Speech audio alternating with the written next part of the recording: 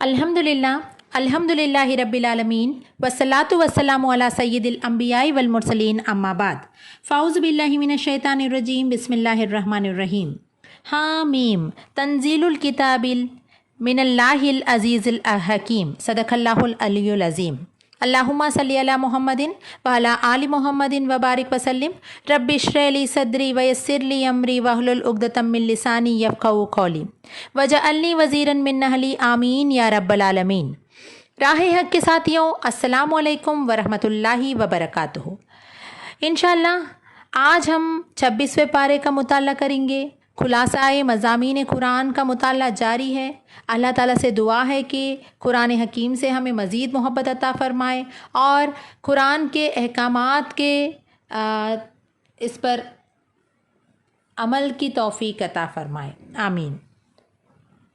इस पारा यानी 26वें पारे में 6 हिस्से हैं। सूरतुल अल-अहकाफ़ मुकम्मल है, सूरतुल मोहम्मद सल्लल्लाहु अलैहि वसल्लम मुकम्मल और सूरतुल अल-फ़तह मुकम्मल है, सूरतुल हुजूरात मुकम्मल और सूरतुल काफ़ मुकम्मल और सूरतुल ज़ारियात का इब्तदाई हिस्सा मौजूद है। सूरह अहकाफ़ में कई बातें मज़कूर हैं। वालिदैन के साथ हुस्न व सलूक का बयान है, हमल की अक्ल मुद्दत का बयान के वो 6 माह हैं। फिर कौम आद की शरारत और इन पर आने वाले अज़ाब का तज़किरा है कि इन पर ऐसी हवा चली कि इसमें सबको तबाह कर दिया गया है। फिर उसके बाद जुनून के ईमान लाने और अपने कौम में दाई की हैसियत से काम करने का बयान है। फिर उसके बाद सूरतुल मोहम्मद सल्लल्लाहु अलैहि वसल्लम में बहुत सारे बातें हैं। जन्नत की मिसाल बयान की गई है कि इसमें ऐसी नहर है जिसका पानी ऐसा होता है कि दूध की नहर, शराब की नहर और खालिश शहद की नहर और हर किस्म की फल वगैरह यानी जन्नत का तज़किरा किया गया है। फिर आदमी जब माल पा जाता है या सरदारी और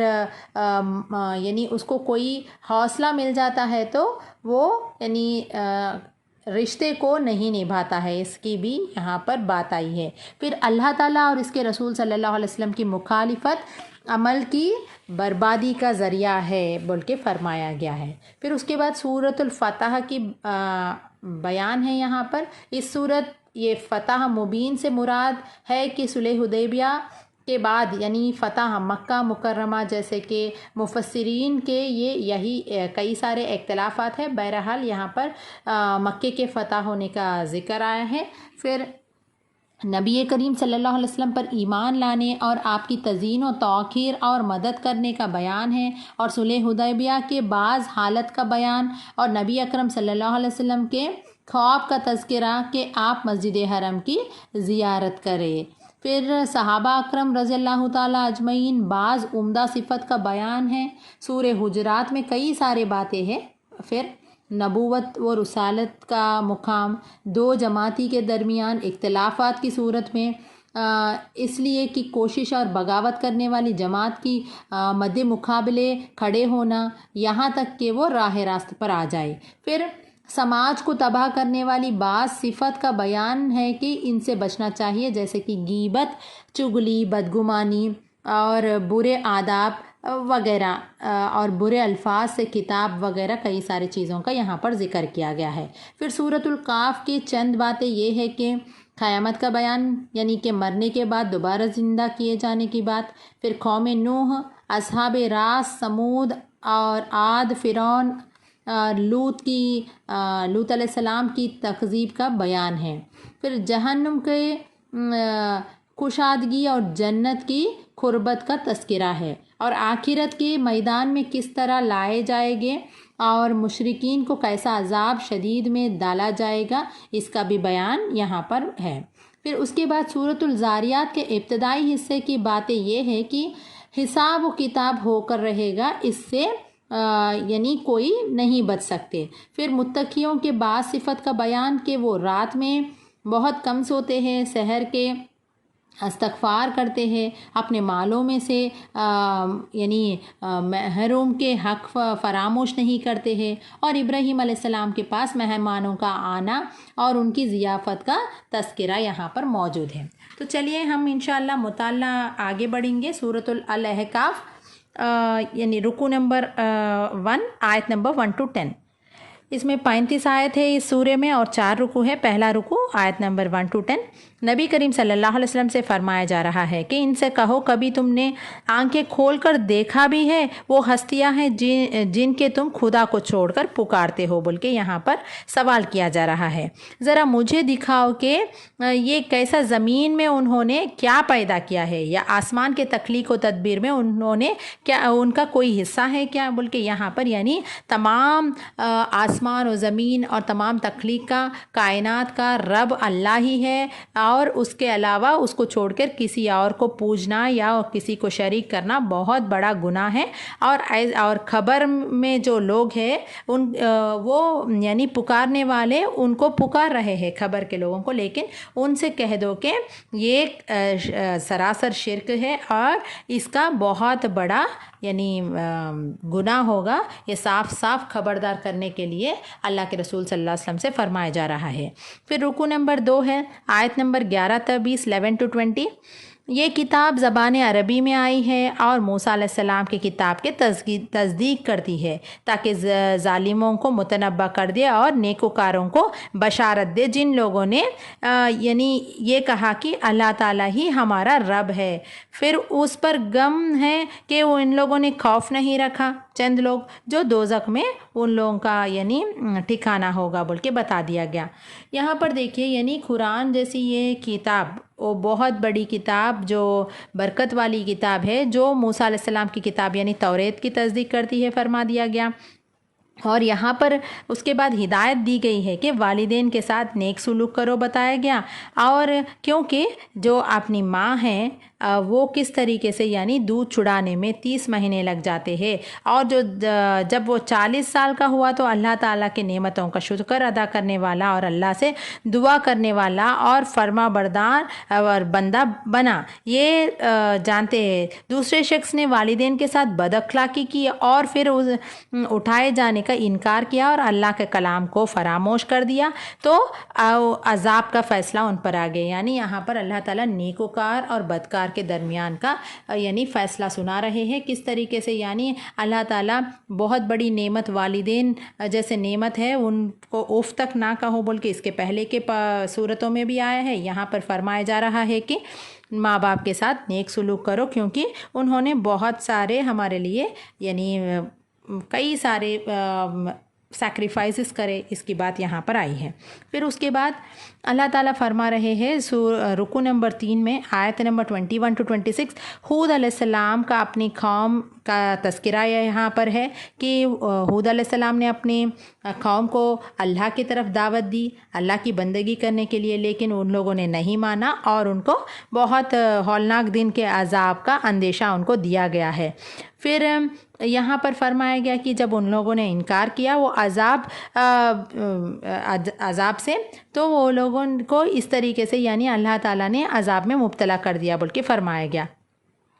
फिर रुकू नंबर 4 है आयत नंबर 27 to 35। यहाँ पर अल्लाह सुब्हान तआला फरमा रहे हैं कि अल्लाह ताला ने कई ऐसे सारे बस्तियों को हलाक कर दिया क्योंकि उन लोगों ने अल्लाह ताला के आयत को यानी बग़ैर समझे उसको उसके ऊपर कई सारे यानी एतराज़ात किए। तो अल्लाह ताला फरमा रहे हैं कि ऐसे कौमों को अल्लाह ताला ज़रूर यानी जहन्नुम में उन लोगों को अजाब में मुब्तला करेंगे। यहाँ पर फरमाया जा रहा है कि एक ग्रोह यानी जब जिन्नों के यानी ग्रोह ने भी अल्लाह के आयतों को सुने, उन लोगों में भी यानी जिन में भी नेक जिन थे जिन्होंने अल्लाह के आयतों को सुनकर सजदा किए, और बाकी लोग यानी जो बदकार थे वो लोग यानी मुंह फेर लिए। तो अल्लाह ताला फरमा रहे कि अल्लाह की तरफ बुलाने वालों की दावत कबूल कर तो उस पर ईमान लाओ, अल्लाह ताला तुमसे अजाब अलीम से बचा देगा। यानी जब अल्लाह के रसूल या कई सारे अम्बिया अकराम जो भी कौम की तरफ दावत दिए और آج کے دن بھی جب قرآن کریم کے ذریعے سے دعوت دی جا رہی ہے تو اس کو مان لو، ورنہ تم کو عذاب علیم سے وہ بچا لے گا، ورنہ عذاب میں مبتلا ہو جاؤ گے بلکہ فرمایا گیا۔ پھر اس کے بعد سورۃ المحمد ہے صلی اللہ علیہ وسلم، اس میں 38 آیت ہے اور 4 رکوع ہے۔ پہلا رکوع آیت نمبر 1 تک 11، یہاں پر فرمایا جا رہا ہے کہ جو لوگ ایمان لائے اور جنہوں نے نیک عمل کیے اور وہ چیز کو مان لیا ہے کہ محمد صلی اللہ علیہ وسلم پر نازل ہوئی یعنی قرآن، اللہ نے ان کے برائیاں سے ان کو دور کر دے گا اور ان کے حال درست کر دیا گیا۔ اور جب یعنی اللہ تعالیٰ فرما رہے ہیں یہاں پر جو لوگ اس کا انکار کریں گے ان کے لیے ان لوگوں کو اللہ تعالیٰ کوئی راہ راست نہیں دکھائے گا، یہ فرما دیا گیا۔ اور اللہ چاہتا تو خود ہی ان سے نعمت لیتا ہے، مگر یہ طریقہ اس کا ہے کہ اختیار کیا ہے کہ تاکہ تم لوگوں کو ایک دوسرے کے ذریعے سے آزمائے، یعنی اللہ چاہے تو نعمتوں کو کسی کو دے سکتا ہے، فرمایا گیا۔ پھر ایمان والوں سے کہا جا رہا ہے کہ اگر تم اللہ کی مدد کرو گے تو تمہاری مدد اللہ تعالیٰ کرے گا اور تمہارے قدم مضبوط جما دے گا۔ ایمان والوں کا حامی و ناصر اللہ ہی ہے اور کافروں کا حامی و ناصر کوئی نہیں ہے، فرما دیا گیا۔ اللہ کی اور اللہ کے رسول صلی اللہ علیہ وسلم کی مدد کرنے کا سے مراد یہ ہے کہ دین کی دعوت دے اور دین اسلام پر قائم رہے۔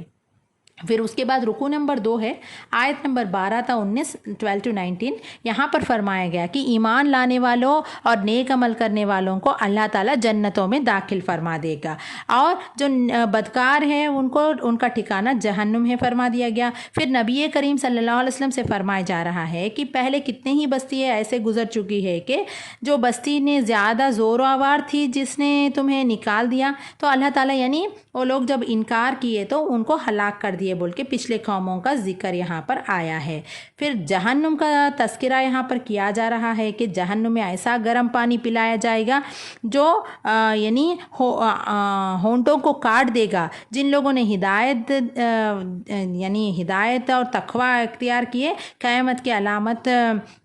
یعنی ان لوگوں کو قیامت کے دن اللہ تعالیٰ جنت میں ان لوگوں کا داخلہ فرمائے گا۔ تو اللہ تعالیٰ یہاں پر فرما رہے کہ یہ قیامت کے علامت تو آ چکی ہے، لیکن نصیحت قبول کرنا کا کون سا موقع بھی باقی رہ گیا ہے بول کے سوال کیا جا رہا ہے۔ پھر رکوع نمبر 3 ہے، آیت نمبر 20 تا 28، 20 to 28، جب اللہ تعالیٰ نے ایک محکم صورت نازل کر دی جس میں جنگ کا ذکر تھا، تو جن لوگوں کے دل میں نفاق تھا وہ تمہاری طرف ایسے دیکھ رہے تھے جیسے کسی پر موت چھا گئی ہے۔ جب خطائے حکم دے دیا گیا تو اس وقت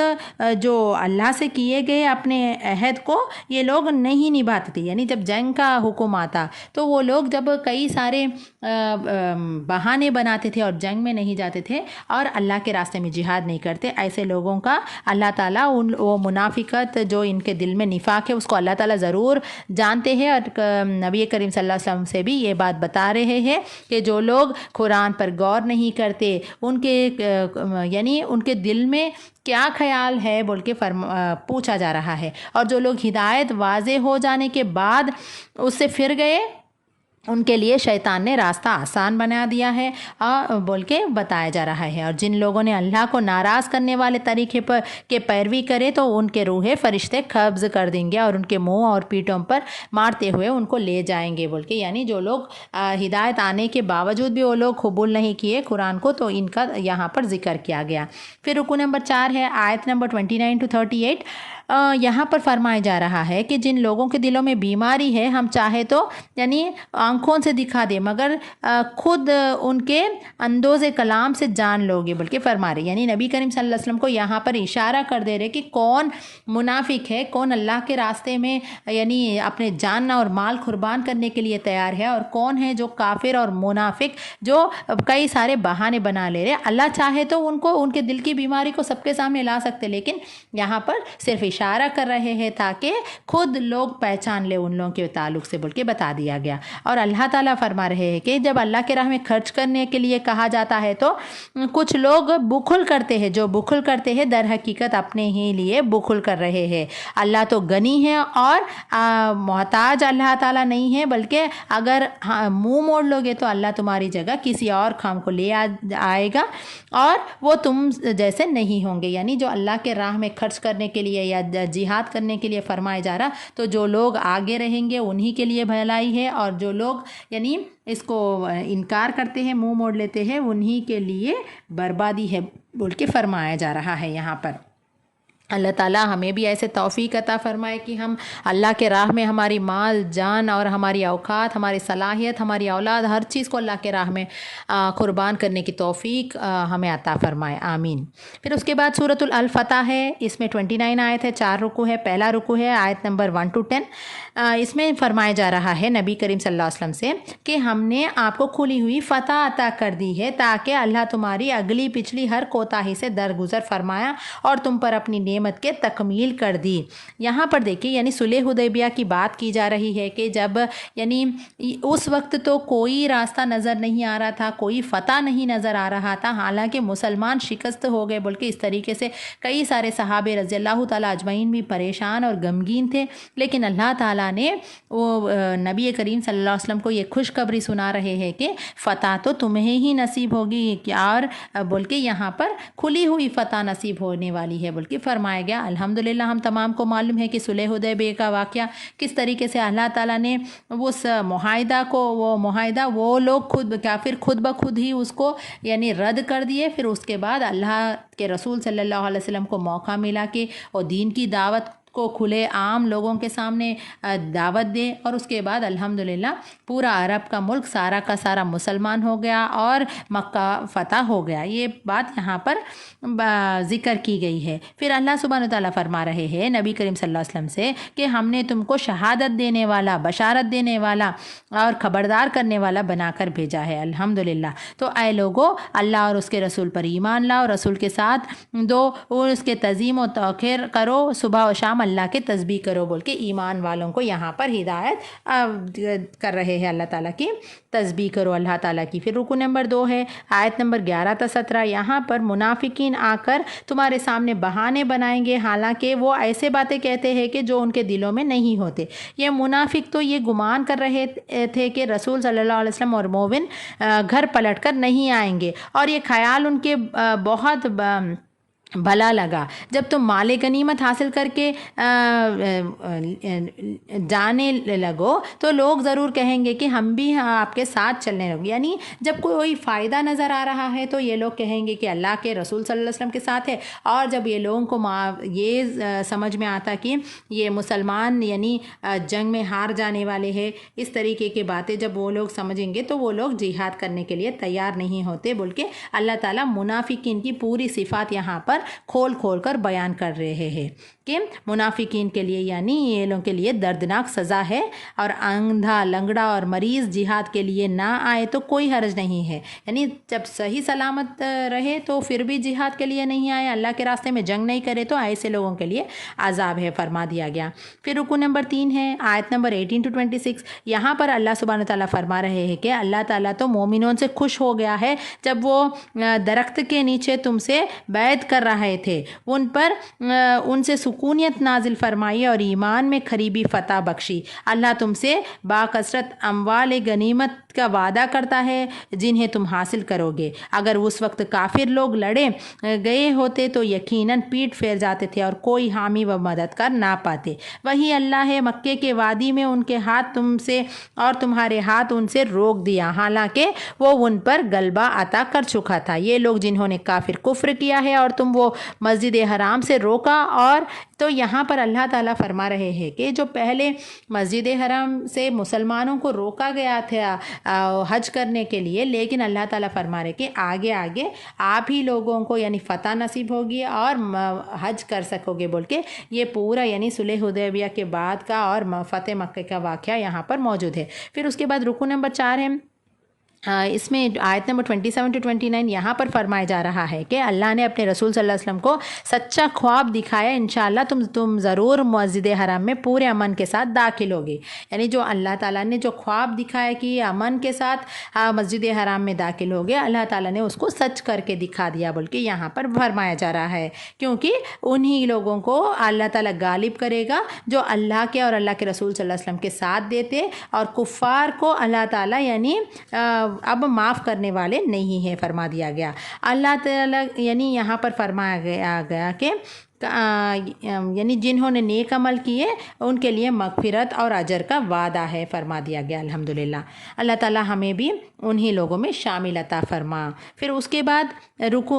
سورۃ الحجرات ہے، اس میں 2 رکوع ہے، 18 آیت ہے۔ پہلا رکوع ہے آیت نمبر 1 to 10۔ اس میں فرمایا جا رہا ہے ایمان والوں سے کہ اللہ اور اس کے رسول صلی اللہ علیہ وسلم کے آگے پیش قدمی نہ کرو، اپنی آواز نبی کریم صلی اللہ علیہ وسلم کے آواز سے بلند نہ کرو، اور نہ نبی کریم صلی اللہ علیہ وسلم کے ساتھ اونچی آواز سے بات کرو، کہیں ایسا نہ ہو کہ تمہارے سارے اعمال غارت ہو جائے اور تمہیں خبر بھی نہ ہو۔ اے ایمان والو، اگر کوئی فاسق تمہارے پاس کوئی خبر لے کر آئے تو تحقیق کر لیا کرو، کہیں ایسا نہ ہو کہ تم کسی گروہ کو نادانستہ نقصان پہنچا بیٹھو، اور پھر اپنے کیے پر پشیماں اگر چلے ایمان میں سے 2 گروہ آپس میں لڑ جائے تو ان کے درمیان صلح کرو، پھر اگر ان میں سے ایک گروہ دوسرے گروہ پر زیادتی کرے تو زیادتی کرنے والوں سے لڑو یہاں تک کہ وہ اللہ کے حکم کی طرف پلٹ آئے، اور وہ پلٹ آئے تو ان کے درمیان عدل کے ساتھ صلح کر دو۔ مومن تو ایک دوسرے کے بھائی ہے، لہٰذا اپنے بھائیوں کے ساتھ تعلقات درست کرو، اللہ سے ڈرو، بول کے یہاں پر یعنی مومنوں کے لیے کئی سارے ہدایات یہاں پر موجود ہے۔ پھر اس کے بعد رکوع نمبر 2 میں اللہ تعالیٰ پھر سے ایمان والوں سے مخاطب ہو کر اس طریقے سے کہہ رہے کہ آیت نمبر 11 تا 18 11 to 18، اے ایمان والو، نہ مرد دوسرے مردوں کا مذاق اڑائے، ہو سکتا ہے کہ وہ ان سے بہتر ہو، اور نہ عورتیں دوسرے عورتوں کا مذاق اڑائے، ہو سکتے ہیں کہ وہ ان سے بہتر ہو۔ ایک دوسرے پر تان نہ کرو اور نہ ایک دوسرے کو برے القاب سے یاد کرو، بہت گمان کرنے سے پرہیز کرو کہ بعض گمان گناہ ہوتے ہیں۔ تجاوز نہ کرو، تم ایک دوسرے کے غیبت نہ کرو۔ کیا تم اپنے مرے ہوئے بھائی کا گوشت کھانا پسند کرتے ہو؟ یعنی یہ دکھنے میں ظاہری میں بہت چھوٹے سے گناہ نظر آتے ہیں، لیکن اللہ تعالیٰ اتنا ایسا مثال سے بتا رہے ہیں کہ مرے ہوئے بھائی کے گوشت کھانا اور غیبت کرنا برابر ہے، اس طریقے سے بتایا گیا۔ اور ایک دوسروں کو لعن طعن نہ کرو، کسی کے بارے میں یعنی برے القاب سے ان لوگوں کو بلاؤ، مذاق نہ کرو، ایسے کئی سارے ہدایت یہاں پر ایمان والوں کو دیے ہیں اللہ تعالیٰ۔ پھر فرمایا جا رہا ہے لوگوں، ہم نے تم کو ایک مرد اور ایک عورت سے پیدا کیا ہے، پھر تمہاری قومیں اور برادریاں بنا دی تاکہ تم ایک دوسرے کو پہچان لو۔ یعنی یہ تمام جو تفرقوں میں پڑ گئے یا کوئی اس طریقے سے کیسٹ کریڈ وغیرہ یہ تم لوگوں خود بنا لیے بول کے اللہ تعالیٰ فرما رہے، اور اللہ تعالیٰ کے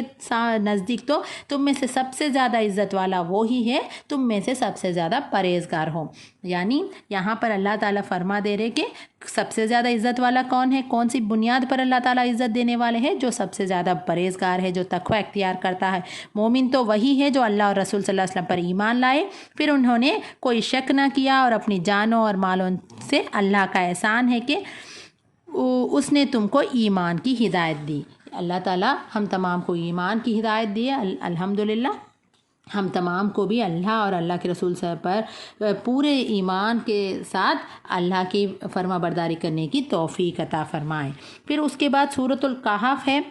اس میں 45 آیت اور 3 رکوع ہے۔ پہلا رکوع آیت نمبر 1 تا 15 1 to 15۔ یہاں پر منکرین کہتے ہیں کہ کیا جب ہم مر جائیں گے اور خاک ہو جائیں گے تو دوبارہ اٹھا جائیں گے؟ یہ تو عجیب بات ہے، یعنی یہ لوگ مرنے کے بعد دوبارہ جی اٹھانے کے بات پر یا ایمان نہیں لاتے۔ تو اللہ تعالیٰ فرما رہے کہ کس طریقے سے اللہ تعالیٰ نے زمین کو بچھا دیا، پہاڑ جمائے، پھر کس طریقے سے اللہ تعالیٰ نے نباتات اگائے، آسمان سے برکت والی پانی نازل کرے،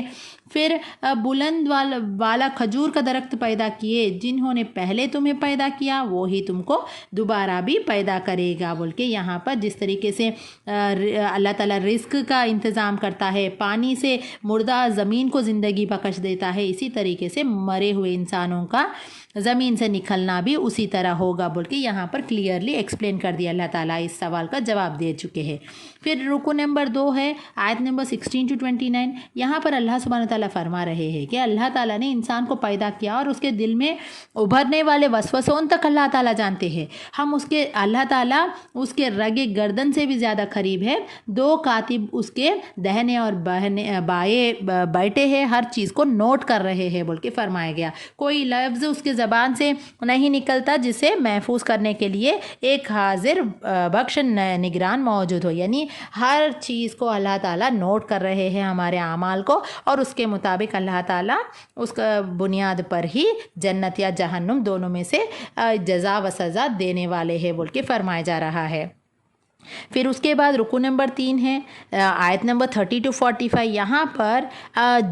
جہنم کا تذکرہ ہے۔ اللہ سبحانہ تعالیٰ فرما رہے ہیں کہ اس دن اللہ تعالیٰ جہنم سے پوچھیں گے کیا تو بھر گئی؟ وہ کہے گی کیا اور کچھ ہے؟ پھر جنت متقیوں کے قریب لائی جائے گی اور ہر اس شخص کو جو رجوع کرنے والا تھا، بڑی نگہداشت کرنے والا تھا، جو بے دیکھے رحمان سے ڈرتا اور جو دل گرویدہ لیے ہوئے آیا، جنت میں داخل کیا جائے گا۔ یہاں پر یعنی جو جنت اور جہنم کا تذکرہ کیا گیا ہے، اور نبی کریم صلی اللہ علیہ وسلم سے فرمایا جا رہا ہے کہ جو باتیں یہ لوگ بناتے ہیں اس پر صبر کرو بول کے نبی کریم صلی اللہ علیہ وسلم کو تسلی دی جا رہی ہے۔ اور اللہ تعالیٰ یعنی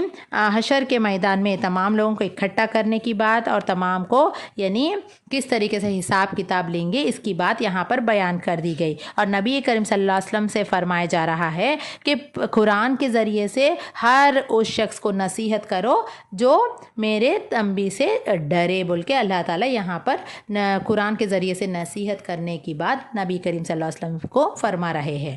پھر اس کے بعد سورۃ الزاریہ ہے، اس میں 2 رکوع اور 60 آیت ہے۔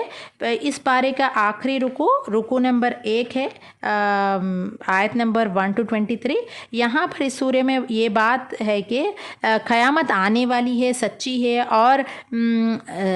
یعنی جزائے عمل ضرور پیش آنے والی ہے، اور مرے گئے لوگ یعنی حکم والے جو جہالت میں غرق اور غفلت میں مدہوش ہے، یہ تمام لوگوں کو معلوم ہو جائے گا کہ روز جزا کے یہ لوگ منکر تھے، لیکن اس روز یہ لوگ آگ پر تپائے جائیں گے۔ البتہ متقی لوگ باغوں میں اور چشموں میں ہوں گے، اس لیے کہ وہ اس دن کا آنے سے پہلے ہی نیکوکار تھے، راتوں کو کم سوتے تھے اور رات کے آخری حصے میں معافی مانگتے تھے، اور ان کے مالوں میں مانگنے والوں کو اور محروم کا حق ادا کرتے تھے۔ زمین میں بہت سے نشانیاں ہیں اور خود تمہارے اپنے وجود میں بھی یقین لانے والوں کے لیے، یعنی قیامت آنے کا یہ حق ہے، اس بات پر یقین رکھو فرمایا جا رہا ہے، اور جو لوگ اس پر یقین رکھیں گے ان لوگوں کے لیے بھلائی ہے اور ان کے اجر ہے آخرت میں، اور جو لوگ اس کو انکار کرتے ان لوگوں کو اللہ تعالیٰ قیامت کے دن عذاب کا مزہ چکھا دیں گے۔ اللہ تعالیٰ ہم تمام کو بھی جہنم کے آگ سے محفوظ رکھے، اللہم اجرنی من النار، اور ہم تمام کو جنت الفردوس میں جگہ عطا فرمائے، آمین۔ ہم تمام کو ہر حال میں اللہ کی فرما برداری کرتے ہوئے نافرمانی سے بچنے کی توفیق عطا فرما۔ اے اللہ ہم تمام کو ہر حال میں ہماری آخری پیغمبر محمد رسول اللہ صلی اللہ علیہ وسلم کے سنت کے مطابق، صحابہ رضی اللہ تعالیٰ اجمعین کے روش کے مطابق ایک امیر کے تحت زندگی بسر کرنے کی توفیق عطا فرما۔ وآخر دعوانا الحمد للہ رب العالمین۔ السلام علیکم ورحمۃ اللہ وبرکاتہ۔